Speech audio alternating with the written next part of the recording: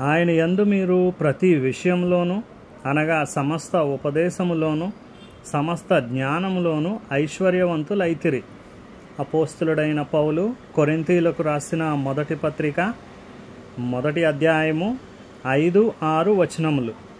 మీరు చూసారో లేదో కానీ కొందరు వ్యక్తులుంటారు, వాళ్ళ జీవితాల్లో ఎప్పుడో సంభవించిన గొప్ప విపత్తు మూలముగా వాళ్ళు ప్రార్థనా వీరులుగా మారుతారు. కొంతకాలానికి ఆ విపత్తునైతే మర్చిపోతారు, కానీ దేవునితో ఆ తీయని స్నేహం మాత్రం కొనసాగుతూ వాళ్ళ హృదయాలను ఆహ్లాదపరుస్తూ ఉంటుంది. చెట్లు చిగిర్చే కాలం బాగా ముందుకు వెళ్ళిపోయిన తరువాత ఓసారి ఓ గొప్ప తుఫాను వచ్చింది. అంతా చీకటి కమ్మింది. మబ్బుల్ని నిలువున చీలుస్తూ ఘోష పెట్టే మెరుపులు తప్ప వేరే కాంతి కనిపించడం లేదు.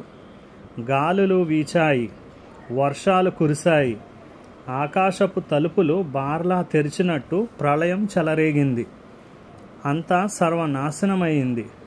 ఏదో ఒక ఆశ్రయం లేకుండా ఆరుబయట ఉన్నదేదో ఆ తుఫాను దాటికి తట్టుకోలేకపోయింది. మహావృక్షాలే నిలువున చీరుకుపోయాయి. కానీ త్వరలోనే మెరుపులు తగ్గాయి. ఉరుములు అలసిపోయినట్టు చల్లబడ్డాయి. వాన వెలిసింది. పడమటి గాలి పరిమళాలను మోసుకొచ్చింది. మబ్బులు విడిపోయాయి. నిష్క్రమిస్తున్న తుఫాను ఆకాశం మెడకి ఇంద్రధనస్సును తువ్వాలుగా వేసి వెళ్ళిపోయింది. ఆ తుఫాను ఫలితంగా ఎన్నో వారాల పాటు మైదానాల్లో గరికపూలు తలెత్తుకుని చిరునవ్వులు విరజిమ్మాయి. ఆ వసంతమంతా గడ్డి పచ్చగా ఒత్తుగా పెరిగింది. సెలయేళ్లు నిండుగా ప్రవహించాయి. చెట్ల నీడ నేలకి చల్లని గొడుగు పట్టింది. ఇదంతా తుఫాను వచ్చి వెళ్ళినందువల్లనే. ప్రకృతి అంతా ఆ తుఫానుని, వర్షాన్ని, ఇంద్రధనస్సుని ఎప్పుడో మర్చిపోయింది.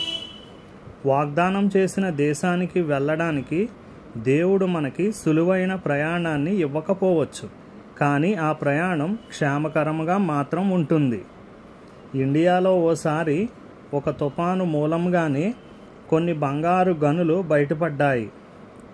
మన బ్రతుకుల్లో వచ్చే కొన్ని తుఫానులు క్రీస్తులో బంగారు గనుల్ని కనుక్కోవడానికి మనకు సహాయపడలేదా?